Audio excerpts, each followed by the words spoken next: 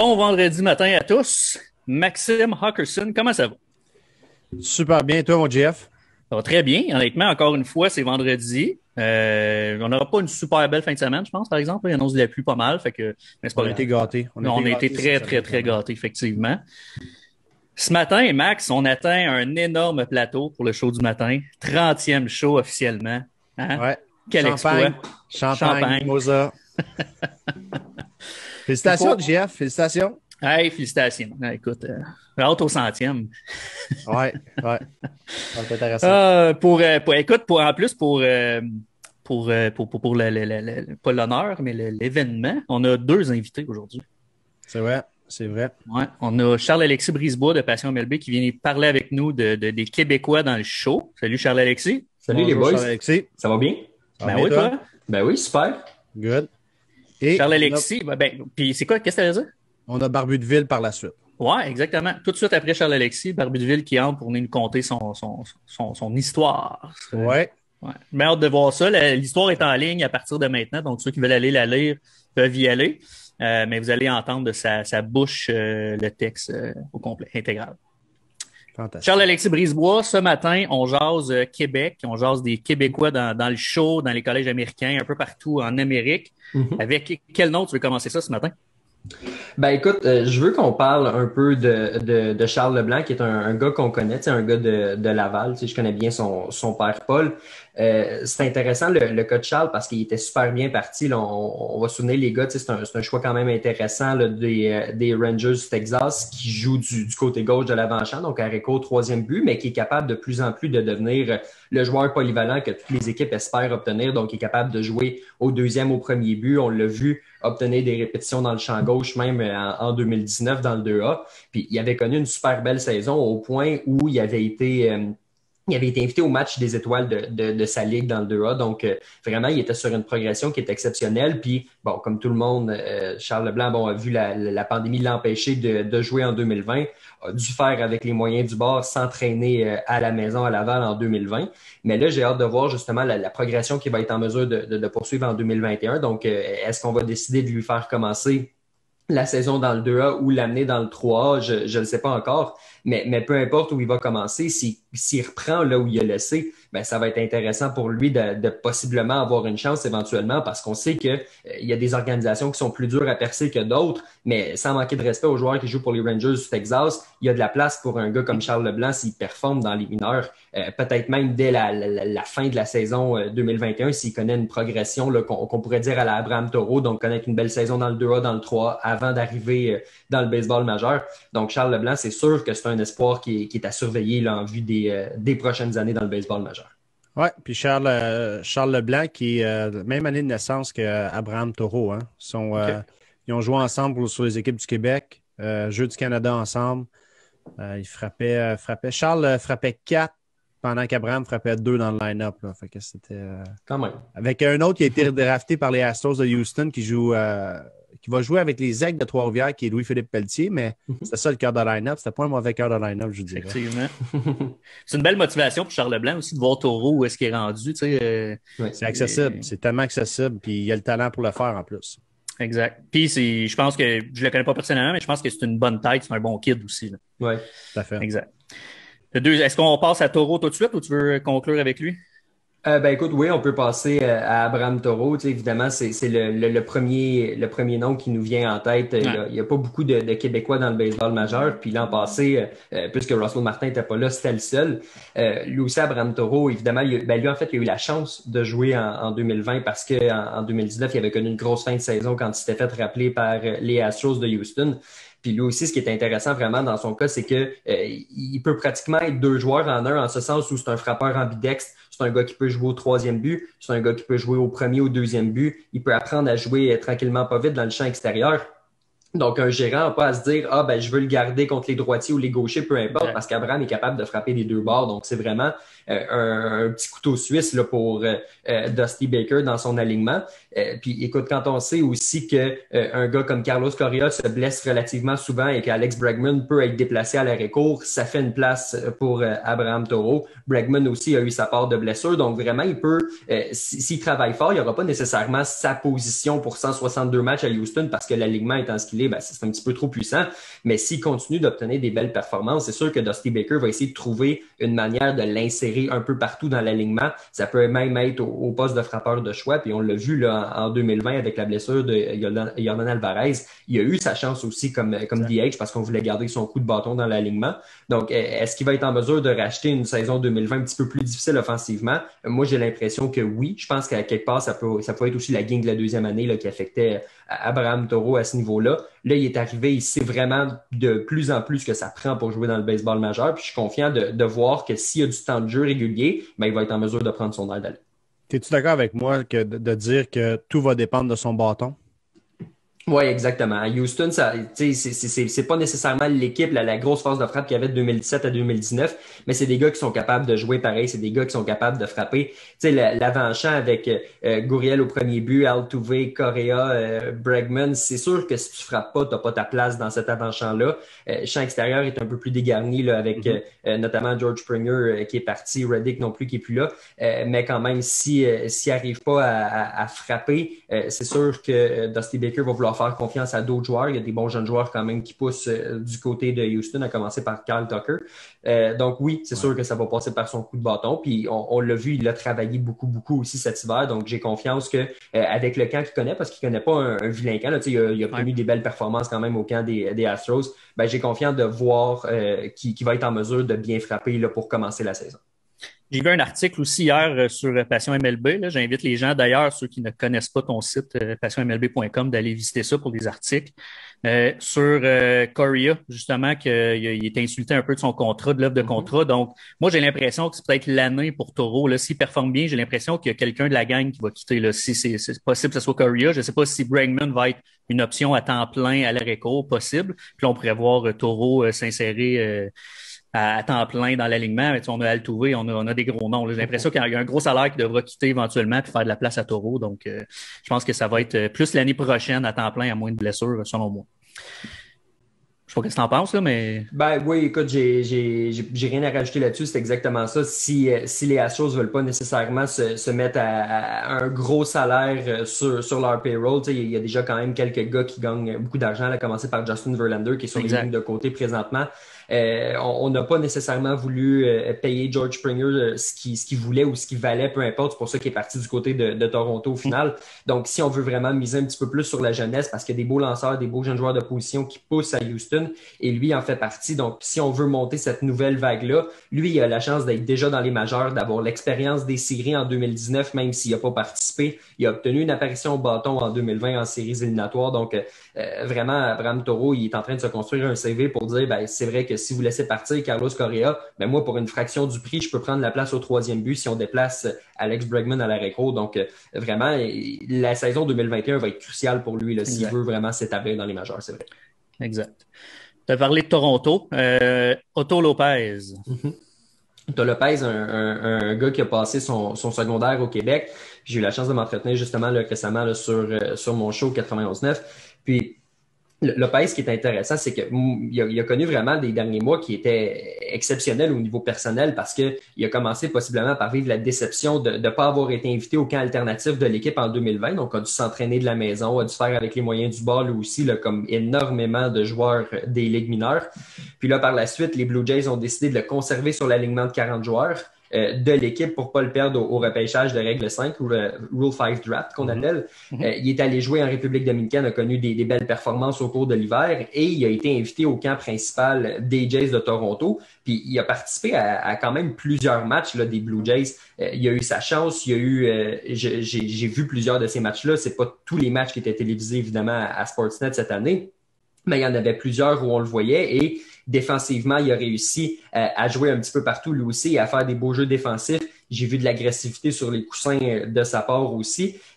Au bâton, il a tenu son bout et même s'il a été renvoyé dans les mineurs, ben, les Blue Jays l'ont rappelé une fois de temps en temps pour participer à des matchs de la Ligue des Pamplemousses. Donc vraiment, Otto Lopez est en train de faire ouvrir les yeux du côté de Toronto depuis plusieurs mois déjà et c'est vraiment intéressant pour un gars qui travaille fort et qui est en mesure de jouer là, un peu partout dans l'avant-champ qui pourrait être un atout s'il continue de cette façon-là dans plusieurs années là, du côté de Toronto.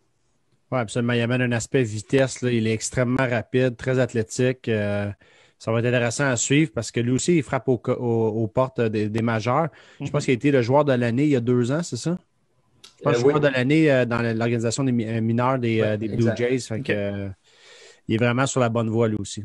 Tout à Oui, fait. vraiment. J'aime beaucoup. Tu sais, c'est surtout sa progression qui est fulgurante, tu sais, de voir que il part, puis je veux pas dire qu'il part de loin, parce que je veux dire, c'était quand même un bon espoir, mais tu sais, il part dans l'organisation qui mise exactement sur la jeunesse. Tu sais, on le sait, l'avant-champ des Jays va être dur à percer là, avec les Vlad Guerrero, les Cavan Biggio, les Bo Bichette. On peut rajouter les Jordan Groshans, les Austin Martin qui poussent aussi.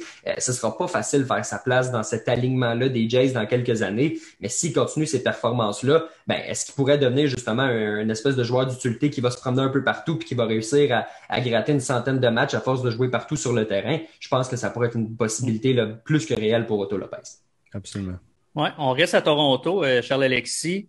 Jean-Christophe Masson qui a pris un chemin quand même différent, dans le sens que lui a été repêché par les Jays, puis il a accepté d'y aller. Il n'a pas passé par les collèges américains. Un parcours complètement différent d'Édouard Julien, d'Antoine Jean, même Raph Pelletier et tous les autres Québécois qui se promènent. Parle-moi de lui un peu. Ben écoute, il était vraiment jeune. Là. Je pense qu'il avait 16 ans quand il s'est fait repêcher par les Jays. Puis lui, ce qu'il avait dit à l'époque, c'est je voulais pas passer à côté de cette opportunité-là. Possiblement que s'il avait été joué aux États-Unis dans les collèges américains, il aurait pu se faire repêcher plus haut que la 28e ronde. Mais lui, il a pris le pari de le faire. Et finalement, bon, en 2019, ils l'ont envoyé du côté de la République dominicaine pour pas nécessairement le faire commencer directement chez les pros à un jeune âge. Malheureusement pour lui, on sait ce qui est arrivé en 2020. Donc lui aussi a été à la maison parce qu'il n'a pas été appelé sur le site alternatif des Jays. Il était un peu trop jeune. Donc présentement, c'est la situation pour Masson. Mais j'ai vraiment hâte de voir à sa première année chez les pros parce que là, il y a un petit peu plus de millage dans le corps. Même s'il n'a pas joué, ben quand même, depuis 2019, il a la chance d'être en contact avec des gens des Jays qui lui donnent probablement des excellentes techniques d'entraînement pour devenir un bon pro. Donc, d'avoir la chance, justement, de jouer sa première saison professionnelle cette année, ça va vraiment lui donner un bon aperçu de c'est quoi le baseball professionnel, comment il doit s'enligner pour gravir les échelons. Puis c'est le début pour lui là, dans le baseball affilié.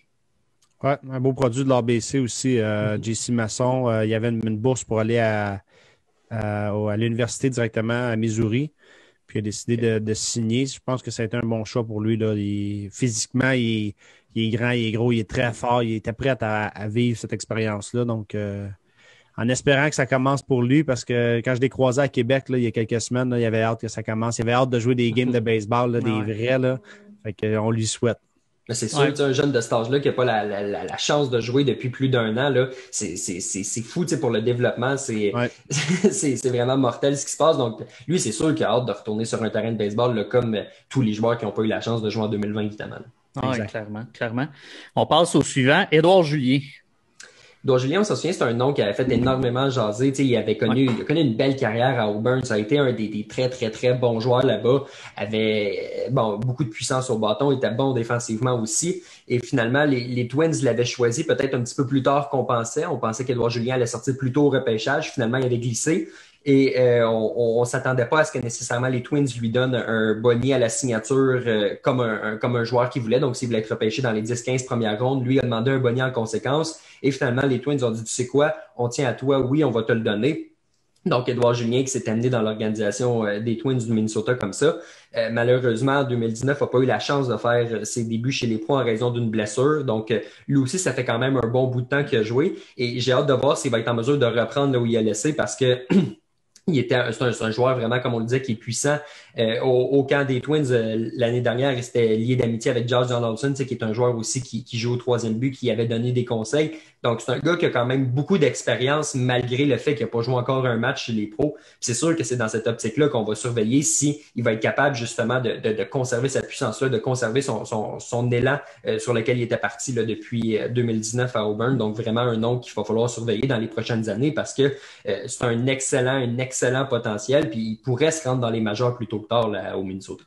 Ouais, c'est un talent brut. Là. Je l'ai pas côtoyé souvent. Je l'ai vu à quelques reprises, mais il déborde de talent. Là. Il est capable de frapper la balle régulièrement au bord de la clôture, les yeux fermés. Défensivement, à Auburn, on avait vu qu'il y avait peut-être des choses à corriger, mais il y a assez de talent là, pour tirer son épingle du jeu puis tracer sa voie jusqu'au baseball majeur. Là. Absolument. Ouais, ça va être le fun à suivre. Ouais. Benjamin Pelletier. Benjamin Pelletier, c'en était un aussi. Et je pense, si je me trompe pas, les gars, que c'était un des plus jeunes, sinon le plus jeune joueur de l'histoire à avoir été repêché là, Absolument. dans le baseball majeur. Puis bon, Alex Agostino qui est allé le chercher du côté de Philadelphie. Un voltigeur qui lui aussi a plusieurs années dans les mineurs. Donc, ça fait déjà quelques années qu'il a été repêché. A joué plusieurs années dans le baseball affilié. Je pense qu'en 2020, il était rendu à prendre le prochain step parce qu'il y a eu beaucoup de saisons dans la saison courte, donc une saison qui commence plus au mois de juin, juillet. Là, je pense qu'il s'alignait peut-être possiblement plus pour jouer dans le A ou le A fort, donc une saison un peu plus pleine. Bon, évidemment, 2020 étant ce qu'elle est, encore une fois, ça l'a frappé de son côté. Mais en 2021, le voltigeur va avoir sa chance dans un niveau un petit peu plus élevé. Les Phillies de Philadelphie croient encore beaucoup en lui parce que c'est un gars vraiment qui est lui aussi capable d'aller chercher une certaine puissance au bâton. Donc, le champ extérieur éventuellement des Phillies de Philadelphie va avoir besoin d'aide. Andrew McCutchen, il est pas éternel, il fait le travail pour l'instant, mais c'est un vétéran quand même qui vieillit. Donc, outre Bryce Harper, il n'y a pas énormément de certitude là, dans les prochaines années dans le champ extérieur. Est-ce qu'il va avoir éventuellement 2 places qui vont se libérer pour un jeune qui va pouvoir saisir sa place? Je pense que oui. C'est évidemment pas tout de suite que Benjamin va avoir sa chance, mais s'il continue justement sur ses succès de 2019, ben, c'est là qu'il va être en mesure de rester sur le radar des Phillies, éventuellement d'être invité au camp principal peut-être l'an prochain ou dans 2 ans et finalement de faire sa place dans le baseball majeur. Absolument. Benjamin Pelletier, ça c'est mon préféré. Je l'ai coaché en sport études dès secondaire 1. Si ma mémoire est bonne, il était en secondaire 4, je pense, quand il s'est fait repêcher parce qu'il avait redoublé une année.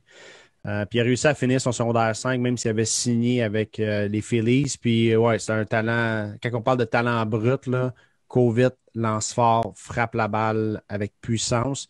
Assez que une fois, j'avais amené Alex Agostino parce que je voulais absolument qu'il voit Benjamin Pelletier, mais Benjamin était en secondaire 2 à ce moment-là. Puis Alex était dos à la cage, puis Benjamin frappait des balles. Alex s'est relevé, puis il a dit c'est quoi ce son-là? Qui frappe? Il s'est retourné, c'était Benjamin, secondaire 2, qui frappait avec un bat de bois. Ça sonnait comme un pro déjà à ce moment-là. Fait que déjà là, ça mettait la table pour dire OK, bon, ben, on va le suivre un petit peu, puis Alex a réussi à le signer. Je pense que ça peut être un risque très faible, mais une belle reward à la fin, là, parce que je pense que lui aussi, il a le physique, il a tout ce qu'il faut pour se rendre jusqu'au bout. Là. Fait que c'est à lui de tracer sa voie, mais comme tu as dit, Charles-Alexis, il est temps qu'il commence à jouer à un niveau supérieur qu'il a joué dans les dernières années, là, effectivement. C'est sûr que ça va l'aider de jouer, tu sais, parce que c'est beau jouer au baseball, mais quand tu joues 27-46 matchs par année, ben c'est pas ça qui te permet nécessairement de prendre ton élan. Donc, s'il est en mesure de coller une saison de 100 quelques matchs, un peu plus comme c'est arrivé en 2019, ben c'est là qu'il va montrer justement toute sa puissance, qu'il va avoir la chance sur le cours d'une saison de faire plusieurs beaux jeux qui vont attirer éventuellement l'attention des Phillies de Philadelphie. Donc, à suivre évidemment dans son cas là, en 2021. Absolument. Ouais. Max, tu as parlé du son du bâton. Là. Ceux qui ont jamais entendu des bâtons de baseball en bois résonner, c'est fou à quel point tu peux fermer tes yeux pour écouter un frappeur, puis tu le sais, le talent du gars, là, qui a un certain talent, parce que le son est complètement différent. Quelqu'un qui fait des bons contacts, là, c'est complètement... C'est assez spécial. Il nous reste 3 noms, Charles-Alexis. J'ai envie qu'on les fasse les 3. Connor Angel. Connor Angel, on le sait, il est passé vraiment proche de se faire repêcher en 2020. On n'a pas eu de Québécois, malheureusement, qui ont été repêchés en 2020 parce que, bon, le baseball majeur a coupé dans le gras un peu. Donc, au lieu de 40 rondes, ça a été seulement 5 rondes. Ça fait en sorte que, tu sais, il n'y a pas eu beaucoup de Canadiens en général. Il y en a eu 4, là, si je me trompe pas, qui ont été repêchés. Le Québec a été un peu oublié à ce niveau-là. Mais c'est un lanceur, justement, Connor Angel, qui est passé très, très proche parce qu'il avait connu une belle première saison dans la NCAA. J'ai hâte de voir vraiment sa progression cette année. Il connaît un début de saison, si on se fie à ses statistiques, peut-être un petit peu plus difficile. Mais en même temps, c'est sûr que quand tu es un lanceur et que tu n'as pas eu la chance de jouer nécessairement beaucoup en 2020, ben, ça peut être un peu plus long prendre son air d'aller. Mais la bonne nouvelle, c'est qu'il reste encore plusieurs mois avant le repêchage, au mois de juin. Donc, il va avoir la chance d'offrir d'autres performances justement pour démontrer que les équipes qui ont passé dessus en 2020 parce qu'ils n'ont peut-être pas eu la chance de le repêcher en raison du petit nombre de manches, ben justement en 2021, ils vont vouloir prendre une chance sur lui parce que c'est un lanceur vraiment là, qui a un potentiel exceptionnel. Oui, absolument. Très grand, très gros. Lui, passer par les collèges américains a été un bon choix parce que là, on va parler de William Sierra par la suite, là, mais William Sierra était en avance sur Angel toujours, était comme classé numéro 1, Angel 2. Mais aujourd'hui, Corner Angel là, lance des balles de feu, lance pour des prises, beaucoup de balles qui bougent. Il a fait 2 ans de JUCO. Il est à sa 2e année NCAA. Je pense que ça va rapporter. Il est rendu au-dessus de 200 livres. Là, Wow. puis 6 et 5, si je ne me trompe pas. Là, il est assez grand, assez costaud.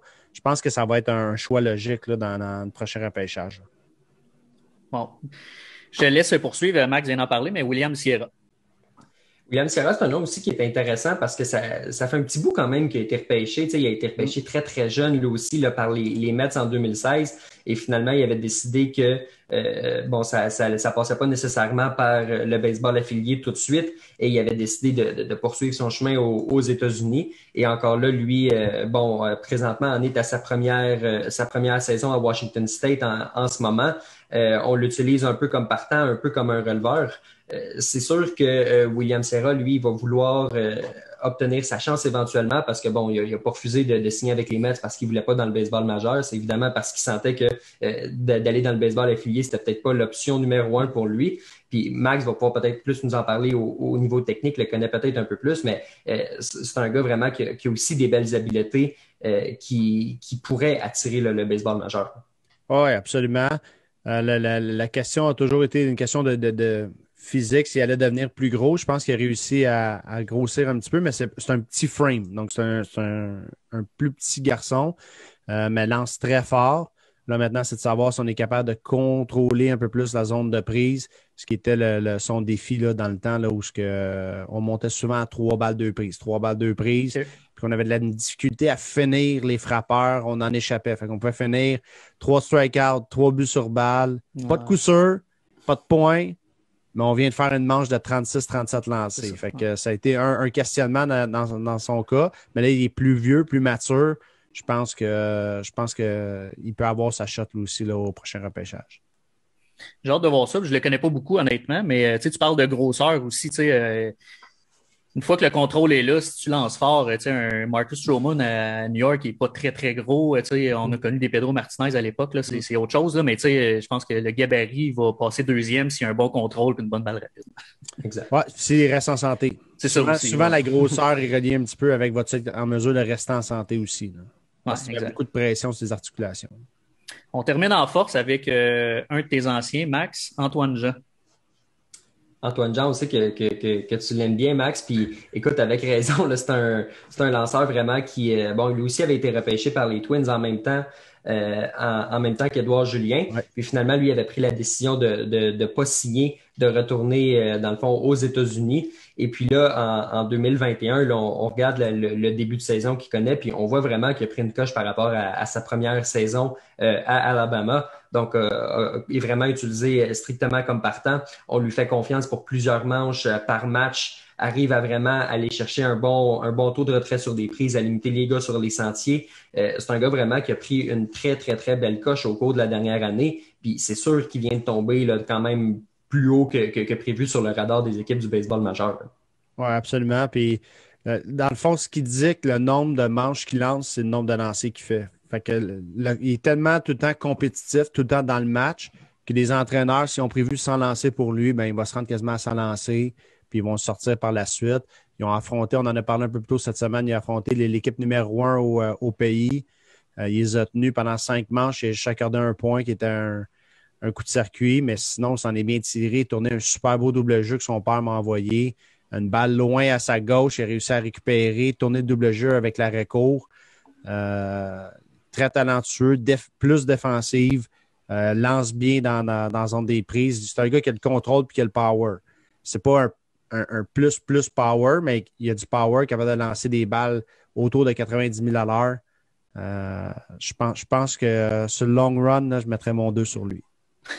C'est intéressant de voir qu'il y a plusieurs lanceurs comme ça qui poussent parce qu'il y a vraiment une démarcation qui est claire là, dans les joueurs qu'on a parlé. C'est des joueurs de position présentement qui sont dans le baseball affilié, mais la prochaine vague de joueurs, il y a beaucoup de lanceurs aussi qui s'en viennent, des gars, on en parle, tu sais, des gros gabarits, des 6 pieds 4, des 6 pieds 5, des gars qui sont capables de lancer avec puissance. Donc, j'ai hâte de voir ces gars-là éventuellement faire leur chemin dans le baseball mineur pour espérer se rendre dans le baseball majeur puis avoir un autre lanceur québécois là, qui va être en mesure de suivre les traces d'Éric Gagné. Absolument. Effectivement. Charles-Alexis, j'ai quelques questions sur Facebook pour toi. Possible que tu n'aies pas la réponse. Max, peut-être que tu l'as aussi. Premièrement, il y a un commentaire d'Antoine Desrosiers qui nous dit qu'on est un trio de feu. Ça, c'est merci Antoine. Ensuite, Jason Terrien, est-ce qu'il est remis de sa blessure? Jason Terrien, j'ai fouillé beaucoup, puis je sais pas, Max, si tu as plus d'infos que moi, mais c'est difficile de trouver ce qui se passe avec Jason présentement. Puis ça fait quand même un petit bout, là. Ça fait depuis 2017, sa dernière année où il a joué. En 2018, il avait signé un contrat de 2 ans avec Los Angeles, avec l'espoir de pouvoir jouer en 2019. Puis finalement, en 2019, ça avait été le silence radio aussi, donc il n'était pas rétabli de sa blessure. 2020, évidemment, ben là, sans saison des mineurs, avec une saison complètement différente, ben c'était impossible carrément de se trouver un contrat. Mais c'est ça qui est dommage pour lui, c'est que le timing a été très mauvais parce que justement, ça fait depuis 2017 qu'il n'a pas lancé, a subi une grosse opération Tommy John. Là, on est en 2021, 4 ans plus tard. Il commence à se faire tard, malheureusement, pour Jason Terrien, mais c'est sûr qu'on va lui souhaiter un showcase là où il y a peut-être des recruteurs qui vont être en mesure de le voir. Oui, juste avant la pandémie, il était chez Éric Gagné justement là, pour se faire voir. Oui, la blessure tarde à se guérir, mais on l'a eu en entrevue avec nos joueurs de baseball il y a peut-être un mois et demi, 2 mois peut-être. Okay. Jason, il est encore... il faut connaître Jason, là, entre les deux oreilles, là, c'est un des gars les plus solides qui se fait en termes de joueurs de baseball au Québec, au Canada, peut-être même... En termes d'individus, là, il est très fort entre les deux oreilles. Il est très focus sur où ce qu'il veut s'en aller. Puis il est encore accroché à dire « je vais y retourner ». Donc, avec ce mindset-là, puis ce qu'il prend comme décision, je suis assez confiant qu'il va avoir sa chance d'y retourner. Mais pour l'instant, il n'y a pas de nouvelles dans son cas à lui. C'est sûr que d'avoir Éric Gagné dans son coin, puis ça fait plusieurs années qu'il est là aussi. Ouais, ça fait plusieurs années qu'il va passer du temps en Arizona à la maison avec Éric Gagné, qui se pratique à lancer ensemble. Ça, c'est un atout, évidemment, qui est indéniable là, dans son coin. Là. On va pas se le cacher. Là. Absolument. Ouais. Dernière question. Est-ce que tu sais combien de rondes au repêchage cette année et est-ce que ça va être à la même date? Je pense pas qu'il prévoit bouger le repêchage.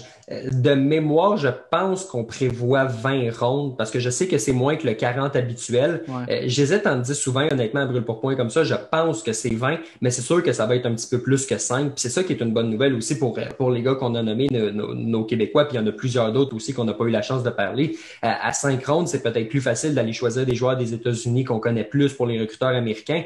Mais quand on est rendu à 10-20 rondes, c'est là que des gars comme Alex Agostino, mettons à Philadelphie, peuvent avoir un petit peu plus leur chance de dire, ben écoute, il y a ce gars-là que je connais, c'est un peu comme c'est arrivé avec Benjamin Pelletier. Donc, je pense qu'on s'attend à 20 rondes. On s'attend évidemment à un peu plus de Québécois repêchés là, que l'année dernière. Oui, ça va avoir lieu un peu plus tard. Là. Ça va être le 11 au 13 juillet de mémoire. OK. Le repêchage. Il y a des ligues qui s'organisent là, pour le repêchage, des ligues aux États-Unis qui vont être juste sur invitation pour des joueurs qui sont éligibles au repêchage parce qu'on sait que il y a certaines universités qui sont difficiles à aller voir à cause du nombre de personnes restreintes sur place. Donc, ça va faciliter là, l'avenue des recruteurs. Donc, c'est 11 au 13 juillet cette année. Excellent. Je viens de penser aussi, là, je passe à autre chose, mais pendant que tu es là, Charles-Alexis aussi, hier, il y a eu une nouvelle sur Pierre Arsenault qui a été engagé par les Capitales de Québec. Quand même une bonne nouvelle pour les Capitales. Là. Ben oui, c'est un homme de baseball. Il a roulé sa bosse là, avec les Expos longtemps avec les Marlins. Puis d'avoir la chance pour les Capitales de l'engager, justement, d'avoir son expertise du baseball majeur, c'est une belle nouvelle. Puis pour Pierre Arsenault aussi, justement, de son point de vue personnel, d'avoir la chance de se retrouver du travail, même si c'est pas dans le baseball majeur, d'avoir du travail à la maison au Québec, ben, c'est une belle nouvelle. Puis qui sait, ça va peut-être justement leur propulser éventuellement vers le baseball majeur, là, si c'est ce qu'ils souhaitent évidemment. Ouais, pour avoir parlé quelques fois à Pierre, je pense qu'il est très, très heureux de se joindre au Capitale. Puis je pense qu'il était rendu à être dans un rôle comme ça dans sa vie. Fait que je pense que c'est une très bonne affaire pour lui. Tout à fait, tout à fait. Charles-Alexis, les gens qui veulent t'entendre ou te lire, ils vont où?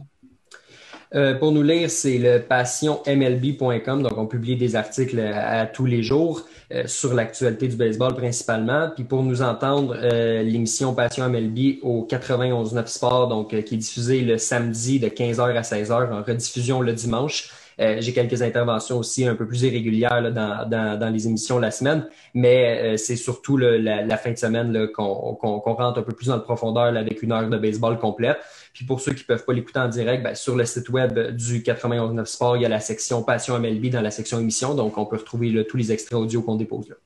Excellent. Hey, un gros merci pour ton temps. J'en ai pris un peu plus que je t'avais dit, mais ben, y a aucun problème. Je pense que c'est intéressant. Quand on jase de baseball, c'est jamais assez long. Exact. Un gros merci, Charles-Alexis. Merci les boys. Salut. Bye. Max, on s'en va maintenant. On va rejoindre notre barbu préféré. On va dire ça. Notre barbu préféré. Il a perdu de la barbe un peu. Ben oui, j'ai vu ça, ces photos. Ben oui. Ouais. Notre barbu, moins de barbe. Il se ressemble un peu moins, on dirait. Ben oui. C'est malade. C'est malade. Ça va bien, vous autres? Ça va bien. Qu'est-ce qui t'est passé par la tête? Ah, elle était rendue tellement longue, là, que j'avais de l'air de ZZ Top, je tanné. L'été s'en vient. Commence à faire chaud. Cet été, donc, je voulais me mettre beau, là. OK. T'es beau. Merci, Max. Hey, Barbu, on t'a reçu, ça fait 3 semaines, je pense. Ça fait 3 semaines qu'on t'a reçu pour lancer l'association entre Baseball Québec et toi. On a lancé ton premier texte qui était à propos des rebelles des Laurentides, qui s'intitulait Cavana. Ce matin, tu nous relances avec un deuxième texte. Je te laisse aller avec ça. Tu peux nous le présenter, l'idée, elle vient d'où et tout ça, puis après ça, partir avec ton texte. Parfait. Ben, l'idée, elle vient de toutes les saisons que j'ai coachées d'une petite catégorie de Timbits à l'époque. On était commandité par Tim Hortons en allant à Tombe et Moustique, l'époque du T-ball, le fameux T-ball. Puis nous, à Saint-Jérôme, on avait un T-ball qui coûtait beaucoup trop cher. D'ailleurs, celui que tu plugues et que ça te prend une batterie qui coûte à peu près 2000$ puis qui fonctionne à moitié du temps. Tandis que les autres villes, j'avais vu ça, il y avait une crinque en métal. J'en ai pogné un au Baseball Town dans ce temps-là qui m'avait coûté 75$. C'était efficace, là. Juste à retêter une botte un moment donné, puis ça allait bien, là. Mais finalement, Saint-Jérôme s'est doté de ces lance-balles-là un moment donné, mais ça vient de là, le texte.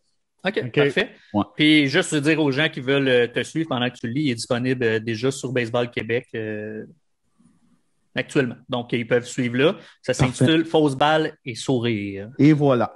J'ai même pas besoin de... Tu vois, un animateur, c'est ça. J'ai même pas besoin de dire le titre. D'ailleurs, t'as-tu remarqué, j'ai un nouveau micro? Ben, je l'ai vu passer sur tes réseaux sociaux. Mais ta voix est comme remarquable présentement. Bon, ben OK. Trêve de flafla, là, on commence. L'été 2016 fut une saison mémorable, ben, comme toutes les saisons que j'ai eu à coacher. Chaque saison amène son lot de surprises et de déceptions.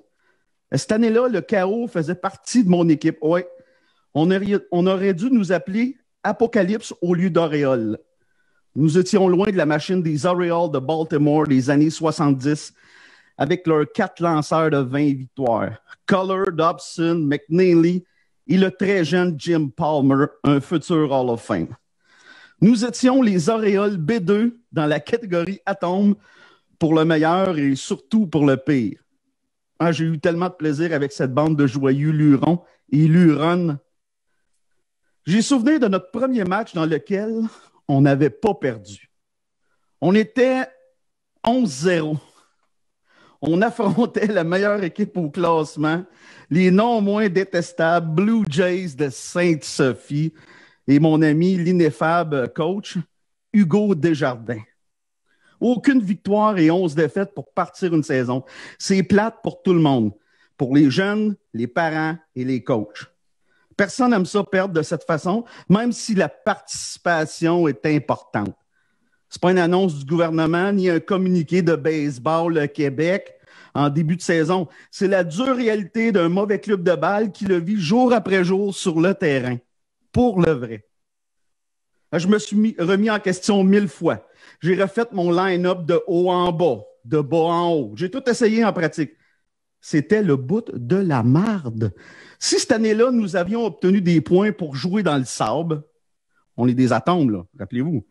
Je crois sincèrement que nous aurions gagné le tournoi provincial, c'est clair. Cet après-midi-là, je crois que j'ai fait ma meilleure allocution à vie, courte et concise. Ma gang de monstres était tannée de perdre. Moi aussi, et surtout les parents. J'étais seul à coacher ce jour-là. Mes assistants étaient en vacances. Voici en gros mon discours d'avant-match. Trop émotif pour un juillet d'été, trop chaud avec des petits et des petites atomes. J'ai regardé, j'ai vu encore les tatoues avec le gros yeux, là. Un genou à terre. Aujourd'hui, je suis seul pour vous coacher. J'ai besoin que vous soyez concentrés. Je vais vous le dire, gang, tout le monde pense qu'on va perdre aujourd'hui. Les Blue Jays sont certains de gagner, puis je ne devrais pas vous dire ça. Mais je pense même que nos parents pensent qu'on va perdre aujourd'hui. C'était le silence complet. On s'est tous pris épaule par épaule. Ça, c'était avant la COVID, évidemment. On était collés l'un sur l'autre comme des sardines. Puis là, j'étais vraiment émotif parce que j'aimais beaucoup ces petits garçons et ces petites filles-là. Je les adorais. Je disais, hey, on n'est pas talentueux, c'est vrai. On n'a pas de talent. On n'a pas de bons frappeurs. On n'est pas bon. C'est vrai. Mais une chose qu'ils ne pourront jamais vous enlever, c'est que vous lâchez jamais. Ça, c'est vrai. Même quand c'est dur, vous ne lâchez pas. Même l'autre jour, quand c'était 14-0, vous n'avez pas lâché. D'ailleurs, à la remise des prix de fin d'année, nous avions gagné celui de meilleur esprit d'équipe. Bon, yes, on méritait tellement. À noter que les Mr. Freeze ont été mangés avant la partie. Question de relaxer ma gang. Mes joueuses et joueurs n'ont pas regardé dans le sable cette journée-là. Ils étaient focus. J'avais la larme à l'œil. C'était beau à voir. Même le grand Carl Ripken ne m'aura pas fait pleurer comme ça. J'avais une coach adjointe finalement ce jour-là, ma shortstop, mon arrêt-court, ma fille Mathilde, vêtue de son beau casse rose, celle que j'aime autant que la vie en elle-même, la capitaine sans titre. Elle n'avait pas besoin de son père pour leader son équipe, c'est un leader naturel. Mes frappeurs ont frappé ce jour-là, les Félix Corbeil, les Gab Lefebvre, les Lucas Julien, les Mathilde Beauséjour se sont démarqués. Mon quatuor a commencé son année au 12e match contre la meilleure équipe de la Ligue. Le score final, 13-13, au plus beau parc de notre Ligue, celui de Sainte-Sophie, le parc Sophie-Masson. Mais comme après tous les matchs, je donne des balles pour le meilleur joueur de la partie et je donne une balle pour l'effort ou le héros silencieux. Une balle de couleur fluo de la MLB. Cette journée-là, la balle de l'effort a été donnée à un joueur qui est venu jouer avec du Advil au raisin dans le corps. L'unique Gab Lefebvre, qui faisait des petits dodos d'après-midi. Pour la balle du match, j'ai demandé à ma gang qui la méritait. Ils ont voté unanimement pour leur capitaine sensé Mathilde. Des fois, quand je pense à mes années de coach, je pense beaucoup à vous autres, à mon équipe de 2016. Vraiment. Je pense qu'on a perdu la finale des séries par un seul point. Je pense qu'aussi qu'en tournoi, on a démoli les Angels de Blainville 15-6. Vous étiez particulier et unique. Pas bon, mais vous aviez beaucoup de cœur. Félix Corbeil, Timothée Proulx, Lucas Julien, Mathilde Beauséjour, Charles Delaurier, Jonathan Modesto. J'ai jamais dit Jonathan, je t'ai toujours appelé Modesto. Gab Lefebvre, Zach Lepage, Zach Proulx. Merci.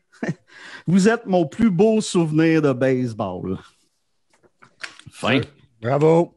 Good job. Merci. Good job. Merci pour ce texte-là, M. Beauséjour. Hey, d'ailleurs, un de mes joueurs dans cette équipe-là, Gabriel Lefebvre, sur une note plus triste, son père est mort cette semaine. Fait que je veux lui souhaiter toutes mes sympathies. Nos sympathies, oui. Nos sympathies, effectivement. Écoute, c'est ça qu'on aime en fait de tes textes. Puis je pense que ça amène l'expérience, une expérience qui est, oui, il y a des parents que leurs kids vont peut-être atteindre la MLB un jour, des collèges américains, mais il y a ces gangs-là de jeunes qui ont des étés malades qui vont se rappeler, des coachs qui vont se rappeler de Ben ça oui. toute leur vie probablement, puis il n'y a aucune chance que ces jeunes-là atteignent le midget fort, là, tu sais, mais ils ont des belles expériences, puis Même c'est ça pas qui est le cool. A, là. On est loin de C'est ça, là. Mais c'est l'expérience Mais en d'une même temps, vie, puis c'est des souvenirs. C'est Exact. ça qui est beau, là. Cette année-là, on était vraiment pas bons. Puis une journée, je les ai vus tourner un double jeu, ben ça devient, c'est magique. Puis ils s'en rendent même pas compte. Ils l'ont fait, puis ça devient magique, là, un double jeu, là. Ben oui. Ouais. C'est comme Houdini, là. Nous, sur le banc, là, on était hystériques, là. Les parents, ça sautait partout, puis les jeunes, ils venaient de faire un double jeu, puis ils s'en rendaient même pas compte, là. Ouais, non, c'est Ah non, c'est le fun fantastique. de parler de ces équipes-là aussi, là, tu sais. Il n'y a pas Ben juste oui, les ben équipes, là, évidemment, là. On est loin de l'ABC, ça, c'est clair, là. C'est bien correct. C'est bien correct. J'ai commencé, moi aussi, dans le. Moi, honnêtement, ma première année de coaching, là, c'est dans le Bantam A, qui est aujourd'hui le Bantam B. OK. Ma première année de coaching. Fait que les histoires que tu comptes, les moments mémorables, on s'en va en finale, puis qu'on se décide de se mettre les cheveux tout rouges, d'un coup de tête, puis on se rend compte que c'était du gel, là, qui me faisait mettre des cheveux rouges chacun de mes gars. T'étais pas capable de mettre la casquette. Ah, Parce qu'il avait toute la tête grosse de même, dure comme de la roche, parce qu'on avait tous les cheveux rouges, scintillant au soleil. C'était des beaux souvenirs, c'est incroyable. Ouais, c'est pas battable, ça. Puis là, pas la semaine prochaine, mais dans 2 semaines, je vais aller ailleurs. Je veux vous parler de l'historique du baseball. Je vais vous parler des Boys of Summer, les Dodgers de Brooklyn des années 50. Excellent. Yeah, yes, on a hâte d'entendre Excellent. ça. Merci pour ton temps en ce vendredi matin. Encore une fois, les gens peuvent t'écouter et te lire à quel endroit? Principalement là, sur mon patreon.com/barbudeville. Excellent. Sinon, sur le barbudeville.com. Excellent. Un gros merci, Barbu. Bon week-end. Merci, Hey, bon week-end. à vous autres. Merci. Bye-bye. Salut. Salut. Là, on a dépassé largement notre 20 minutes habituelle, Max, mais Oui. c'est intéressant, je trouve, pour un vendredi en plus. Les gens sont au rendez-vous, fait que c'est très, très cool. Il y a Robert Bourseau qui dit que c'est le Ultimate Pitching Machine. Je sais pas si c'est le vrai nom de la machine, là, mais... C'est le lance-balle, ça? Ouais, puis Max... Lance-balle à 2000? Ouais, c'est ça. Puis Max, qui est le Zuka, c'est un bazooka, là, j'imagine, là, mais Ouais. à moins que ce soit le titre, le Zuka. Bref, la semaine prochaine, Max, Oui. on a une seule personne de booker officiellement, c'est lundi, puis c'est Max Lamarche. Il y a eu Ouais. un petit report là, qui va probablement être mercredi pour un autre invité. Donc, Max qui revient avec ses sujets comme DG de la Fédération. Mercredi et vendredi, on a des plans pour ça. Probablement, ça va être intéressant. C'est sûr que ça va être intéressant. Donc, merci pour la belle semaine, encore une fois. Merci aux gens qui sont là. Pour vrai, je suis vraiment content parce qu'on a dépassé les 40 minutes, puis il y a des gens, autant qu'au début. Donc, merci beaucoup tout le monde d'être là. Bonne semaine à tout le monde. Bonne semaine à Max. Bon 30e. Bon 30e, effectivement. Je vais aller me faire un deuxième café. Je vais peut-être mettre du Baileys dedans. Là. Oh! Intéressant. Ben non, ça c'est après la job. OK. Merci Max. Bonne semaine. Bon week-end. Salut. Bye.